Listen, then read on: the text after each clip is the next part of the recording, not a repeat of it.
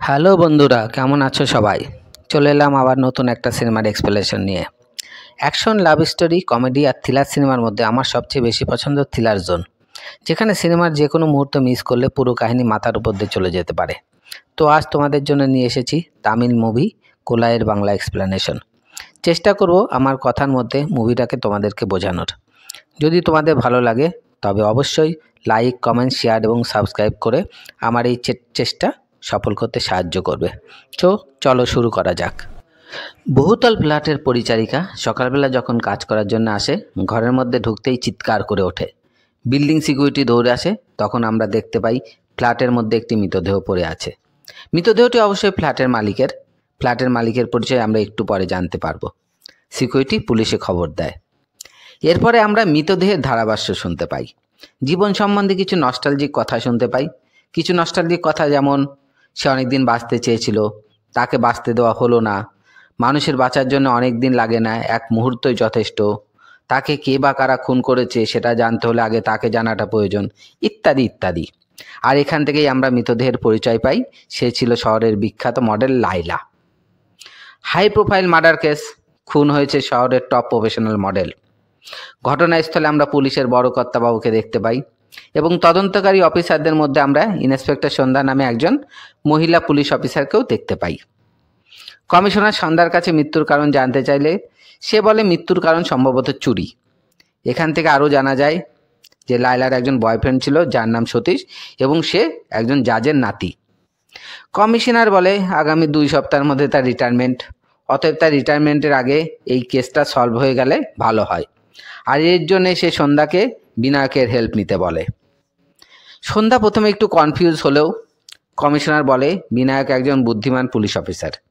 সে অনেক case solve করেছে যেটা পুলিশ ডিপার্টমেন্ট আনসলভ রেখেছিল। এরপরে আমরা পর্দায় বিনায়কের এন্ট্রি দেখতে পাই। সাউথ স্টার বিজয় অ্যান্টনি এই চরিত্রে অভিনয় করেছেন এবং আমার খুব ভালো লেগেছে ব্যক্তিগতভাবে। এখানে আমরা এক মুহূর্তের ফ্ল্যাশব্যাকে দেখতে পাই বিনায়ক ট্রেনিং পিরিয়ডে সন্ধ্যার ক্লাস মেন্টরও ছিল। এরপরে আমরা দেখতে পাই সন্ধ্যা বিনায়কের কাছে আসে। তার প্রথম কেস এবং কেসটি যেহেতু হাই প্রোফাইল কেস সেই জন্য সে বিনায়কের হেল্প চায়। বিনায়ক জানায় এই খেলা থেকে সে রিটায়ার করেছে, তাই সে সন্ধ্যার হেল্প করতে পারবে না। এরপরে বিনায়ক হাসপাতালে আসে, সন্ধ্যাও আসে তার সাথে। বিনায়ককে দেখে বিনায়কের মিসেস একটু রাগান্বিত হয় কারণ সে লেট করেছে। এখানেই আমরা জানতে পারি বিনায়কের মেয়ে আমু ক্রিটিক্যাল কন্ডিশনে হাসপাতালে ভর্তি রয়েছে। ক্রিটিক্যাল কন্ডিশনে হাসপাতালে ভর্তির কারণ তার একটা গাড়ি অ্যাক্সিডেন্ট এবং এই গাড়ি অ্যাক্সিডেন্ট বিনায়কের হাতেই হয়েছে। সন্ধ্যা বিনায়ককে রাজি করাতে পারে না, সে চলে যায়। সন্ধ্যা যাওয়ার সময় মার্ডার কেসের ফাইলটা বিনায়কের কাছে রেখে যায় এবং তাকে রিকোয়েস্ট করে সে যেন সময় পেলে সেটা দেখে। বিনায়ক ফাইলটা হাতে নেয় এবং ভাবতে থাকে সেই মর্মান্তিক অ্যাক্সিডেন্টের কথা, যার কারণে তার মেয়ে আজ হাসপাতালে মৃত্যুর সাথে লড়ছে। আইপিএস মনসুর আলী খান সন্ধ্যাকে বলে সে কোনো একজনকে দোষী সাজিয়ে কেসটা বন্ধ করে দিতে পারে। সন্ধ্যা তাতে রাজি হয় না।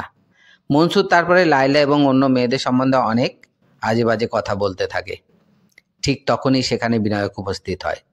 সে কেস ফাইলটা ফেরত দিতে এসেছিল, কিন্তু মনসুরের এই সমস্ত বাজে কমেন্ট শুনে সে সন্ধ্যার সাথে কাজ করতে রাজি হয়ে যায়। এরপরে বিনায়ক সন্ধ্যার কাছে লায়লার ম্যানেজার, মৃত্যুর কারণ, মৃত্যুর সময়, পোস্টমর্টেম রিপোর্ট সব কিছু নিয়ে প্রশ্ন করতে থাকে। সন্ধ্যা জানায় পেছন দিক থেকে গলায় ছুরি চালিয়ে লায়লাকে হত্যা করা হয়েছে। এরপরে তারা পরিচিকার সাথে কথা বলে। পরিচারিকা জানায় খুনের আগের দিন রাতেই তার সাথে লায়লার শেষ কথা হয়েছিল। লায়লা তার কাছে মাথা ব্যথার ওষুধ চায়। সে তাকে আয়ুর্বেদিক ওষুধ দিতে চাইলে সে বলে যে তার কাছে এখন অত সময় নেই, কেউ একজন আসবে। পরিচারিকার ধারণা এই কেউ একজন বলতে সতীশকে বোঝানো হয়েছে, যে কিনা হাইকোর্টের জাজের নাতি এবং লায়লার বয়ফ্রেন্ড। ইন্সপেক্টর সন্ধ্যা এরপরে সতীশের কাছে আসে। সতীশের কাছে লায়লা সম্বন্ধে জানতে চায়। সতীশ তখন জানায় লায়লাকে সে প্রথম দেখেছিল একটা নাইট ক্লাবে। সতীশ সেখানে নিজের ব্যান্ড নিয়ে গান গাইছিল। যেহেতু লায়লা ভয়েস অফ ইন্ডিয়াতে গান গাইছিল সেই জন্য সতীশ তাকে আইডেন্টিফাই করতে পারে এবং তাকে অফার দেয় তার সাথে অ্যালবামে কাজ করার জন্যে। লায়লাও তাতে রাজি হয়ে যায় এবং এরপর থেকেই সতীশ মিউজিক কম্পোজ করত এবং লায়লা তার সুরে গান গাইতো। আর এখান থেকেই সতীশ ধীরে ধীরে লায়লাকে পছন্দ করতে শুরু করে। সন্ধ্যায় এরপরে জিজ্ঞাসা করে সতীশ কেন গত রাতে লায়লার বাড়িতে গেছিল। সতীশ বলে সে লায়লাকে ডিনারের জন্য পিক আপ করতে গেছিল। ডিনার করার সময় সতীশ লায়লাকে প্রপোজ করে, কিন্তু তার গাড়ি খারাপ হয়ে যাওয়ার কারণে সে নিজের গাড়ি রেখে ক্যাব বুক করে বাড়ি ফেরে। বাড়ি ফেরার আগে সে একবার লায়লার চিৎকার শুনতে পায় তার ফ্ল্যাটে, এবং চিৎকার শুনে সে ফ্ল্যাটের সামনে যায়, কিন্তু লায়লা তাকে রুমের ভেতর থেকেই বলে, কনফার্ম করে যে সব কিছু ঠিক আছে, সতীশ যেন বাড়ি ফিরে যায়, এবং সতীশ বাড়ি ফিরে আসে। সন্ধ্যা সতীশের কাছে জানতে চায় সে লায়লার খুনি হিসেবে কাউকে সন্দেহ করছে কিনা। সন্ধ্যা এটাও জানতে চায় লায়লার ফ্রেন্ড সার্কেলে সতীশ কাউকে চেনে কিনা।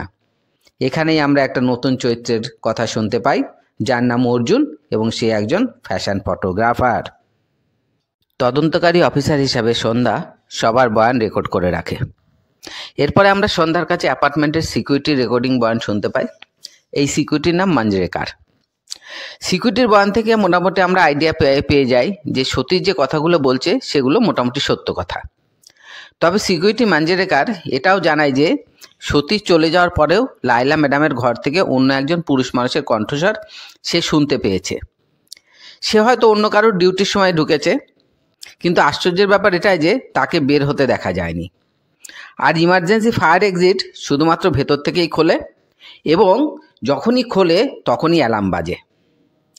এরপরে সন্ধ্যার সাথে বিনায়ক অ্যাপার্টমেন্টে আসে।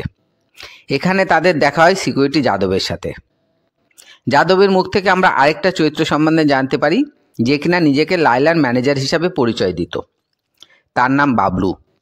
সেদিন সেও এসেছিল, কিন্তু সেই লায়লার দেখা পায় না এবং সে ফেরত চলে যায়।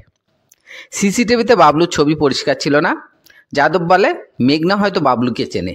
এখানে আমরা বলে রাখি মেঘনা লায়লার পরিচারিকার নাম। এরপরে বিনায়ক সন্ধ্যার সাথে লায়লার ফ্ল্যাটের মধ্যে প্রবেশ করে।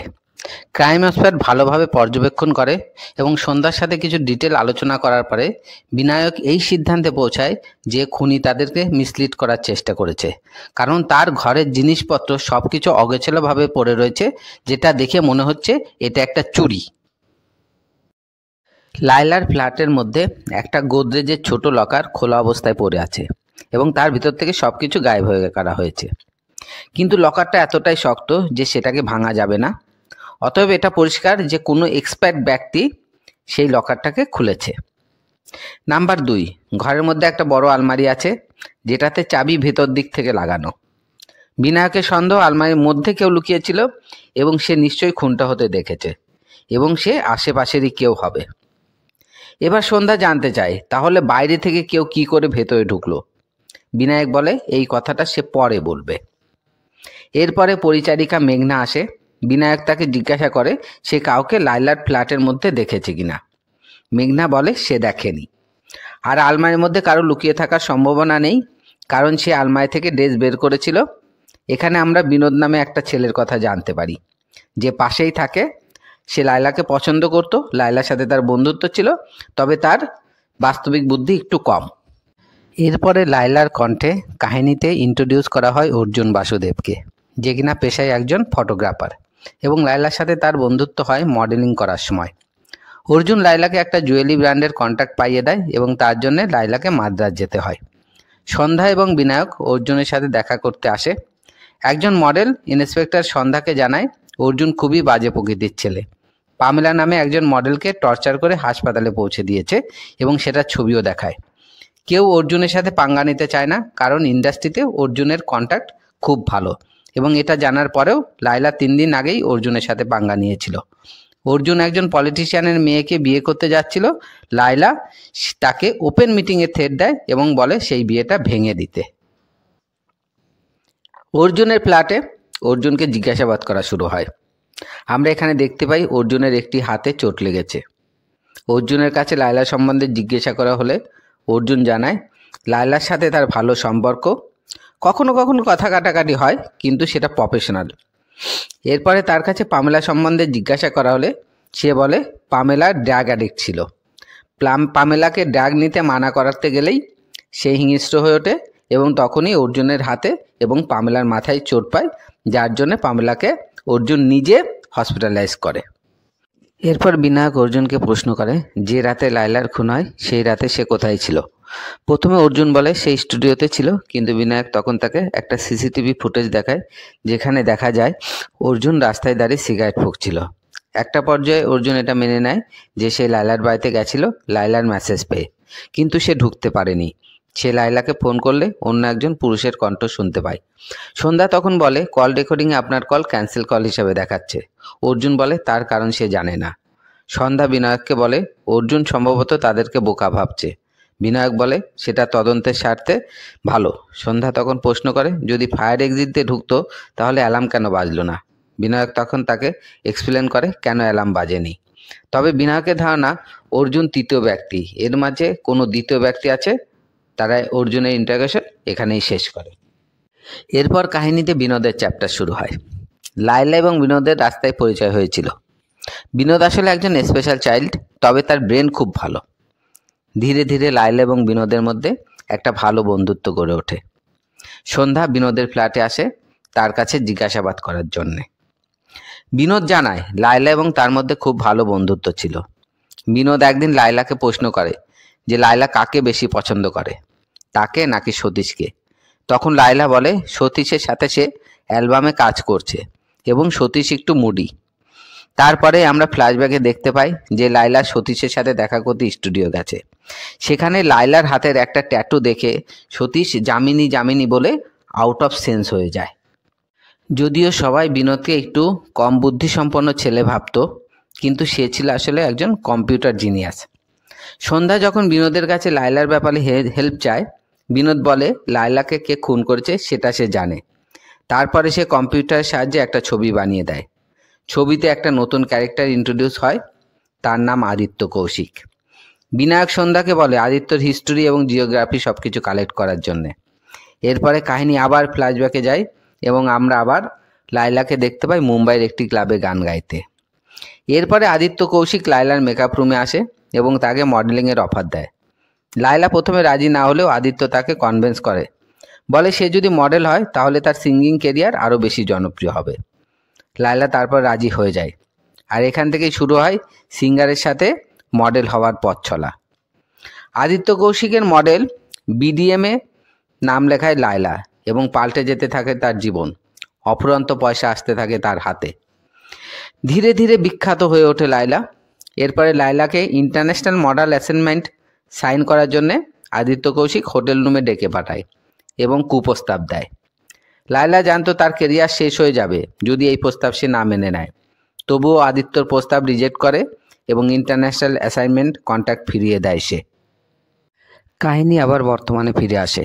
বিনায়ক তার একজন সহকারী বলরামকে ডেকে পাঠায় এবং জামিনীর খোঁজ করতে বলে।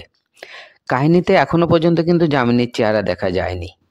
এরপরে আমরা দেখতে পাই অর্জুনের কাছে একটা ফোন আসে এবং সেই ব্যক্তি বলে অর্জুন লায়লাকে খুন করেছে, এটা সে তা জানে এবং তার মুখ বন্ধ করতে হলে তাকে পয়সা দিতে হবে। এরপরে বিনায়ক মুম্বাই আসে আদিত্য কৌশিকের সাথে দেখা করার জন্যে। শুধু সন্ধ্যাকে বলে আসে সে যেন লোকাল পুলিশকে ইনফর্ম করে দেয়।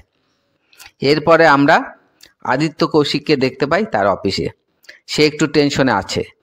তার ধারণা ছিল এত বড় ইন্টারন্যাশনাল অ্যাসাইনমেন্ট অফার পেয়ে লায়লা তার কথায় রাজি হয়ে যাবে এবং ওভার কনফিডেন্স হয়ে সে তার অফিসকে জানিয়ে দেয় যে লায়লা সাইন করে দিয়েছে। কিন্তু আমরা দেখেছি লায়লা সাইন না করেই হোটেল থেকে চলে গেছে, আর এই জন্য আদিত্য ম্যানেজমেন্টের ক্ষোভের মুখে পড়ে। তাকে বলা হয় যেভাবেই হোক লায়লার সাইন নিয়ে আসতে হবে। বিনায়ক আদিত্যর অফিসে আসে এবং কনফারেন্স রুমে তাদের দেখা হয়। বিনায়ক তাকে বলে লায়লার হত্যার পরে আদিত্যকে দেখা গেছে অ্যাপার্টমেন্টের পেছনের দরজা দিয়ে বেরিয়ে আসতে এবং তার ভিডিও ফুটেজ প্রেজেন্ট করে সে আদিত্যর সামনে। বিনায়কের প্রশ্নের মুখে আদিত্য এবার তার এবং লায়লার কাহিনী বলতে শুরু করে। সিনেমায় এতক্ষণ আমরা আদিত্যর যা কাহিনী দেখেছি এবং আদিত্যর মুখে এখন যে কাহিনী আমরা শুনতে পাই সেটা মোটামুটি প্রায় সেম। যেমন ক্লাবে লায়লাকে মডেলিংয়ের প্রস্তাব দেওয়া, আদিত্যর মডেল এজেন্সিতে লায়লার কাজ করে ফেমাস হওয়া, সব কিছুই মিলে যায়। শুধুমাত্র লায়লাকে কুপ্রস্তাব দেওয়ার কথাটা মেলে না। তার কথা মতো লায়লা নিজের ইচ্ছাতেই এগ্রিমেন্ট সাইন করেনি, কিন্তু ক্লায়েন্ট লায়লাকে মডেল হিসেবে চাইছিল, তাই আদিত্য লায়লার স্বঘোষিত ম্যানেজার বাবলু শরণাপন্ন হয়। বাবলু তাকে লায়লার সাথে দেখা করিয়ে দেওয়ার আশ্বাস দেয় এবং সেও ফায়ার এক্সিট দিয়ে ঢুকে লায়লার রুমে প্রবেশ করে। কিন্তু সে যখন লায়লার রুমে প্রবেশ করে তখন লায়লাকে সে মৃত অবস্থায় দেখতে পায়। নিজের কুকীর্তি এবং অফিসের চাপের মধ্যে পড়ে নিঃশ্বাস বন্ধ হয়ে আসতে থাকে আদিত্যর। নিজেকে মুক্ত করতে নিজেরই পিস্তল দিয়ে নিজের অফিসের মধ্যে সুইসাইড করে আদিত্য। এরপরে আমরা দেখতে পাই হাসপাতাল থেকে ডাক পড়ে বিনায়কের। আমুর শরীর খুব খারাপ হয়ে ওঠে। ট্রিটমেন্টের পরে একটু স্টেবল হয় এবং ডাক্তার বিনায়ককে বলে যে প্রত্যেকবার ট্রিটমেন্টের সময় আমু অসহ্য যন্ত্রণার মধ্যে দিয়ে যাচ্ছে, আমাদের উচিত এখন আমুকে যেতে দেওয়া। আর এই জন্যে বন্ড সই করতে বলা হয় বিনায়ককে, কিন্তু বিনায়ক রাজি হয় না। সে আমুর বেডের পাশে বসে অচৈতন্য মেয়ের সাথে কথা বলতে থাকে। বিনায়কের মেয়ে আমু মারা যায়। তারপরে আদিত্য কৌশলের সুইসাইড ইস্যুতে আইপিএস মনসুর অপমান করে ইন্সপেক্টর সন্ধ্যাকে। সে সন্ধ্যাকে বলে যে কোনোভাবে এই কেস ক্লোজ করার জন্যে। পুলিশের জালে ধরা পড়ে বাবলু। এখানে আমরা দেখতে পাই বাবলুর কাজের অন্য একজন পার্টনার রয়েছে। বাবলু ধরা পড়ার আগে তাকে জানায় পুলিশ তাকে ধরে থানায় নিয়ে গেলে সে যেন হিউম্যান রাইটসের লোককে থানায় পাঠায় এবং উকিলের সাহায্যে তাকে ছাড়ানোর চেষ্টা করে। বিনায়কের সহকারী বিনায়ককে ফোন করে তাকে সেন্ট্রাল জেলে আসতে বলে।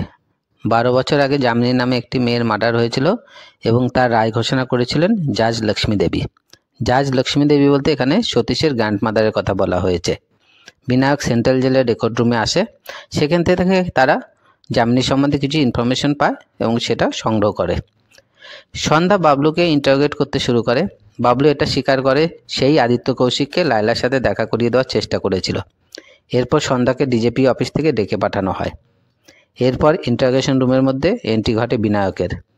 বাবলু বিনায়ককে বলে যে সে জানে তাকে জোর করে খুনি সাজানো হবে। বিনায়ক বলে যে সেও জানে যে বাবলু খুনি নয়, কিন্তু বাবলু হচ্ছে সেই খুনের সাক্ষী, তাই সে বাবলুর কাছে আসল খুনির পরিচয় জিজ্ঞাসা করে। এর মধ্যেই বাবলুর উকিল এসে বাবলুকে ছাড়িয়ে নিয়ে যায়।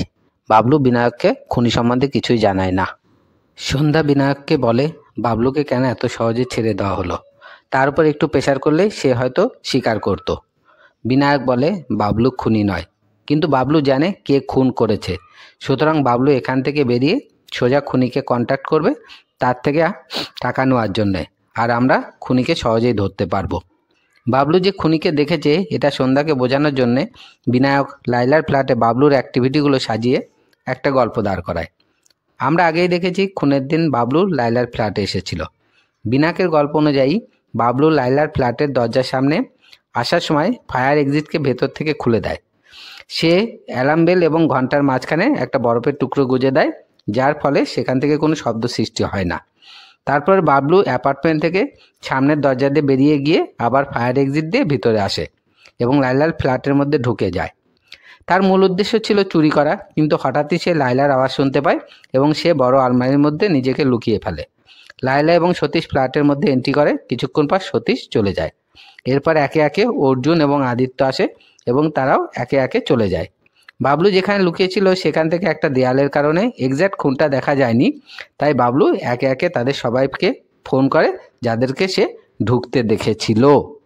কাহিনীতে আমরা দেখেছি অর্জুনের সাথে লায়লার পামেলাকে নিয়ে ঝামেলা হয়েছিল, আবার আদিত্যর সাথেও অ্যাসাইনমেন্ট নিয়ে সমস্যা হয়েছিল।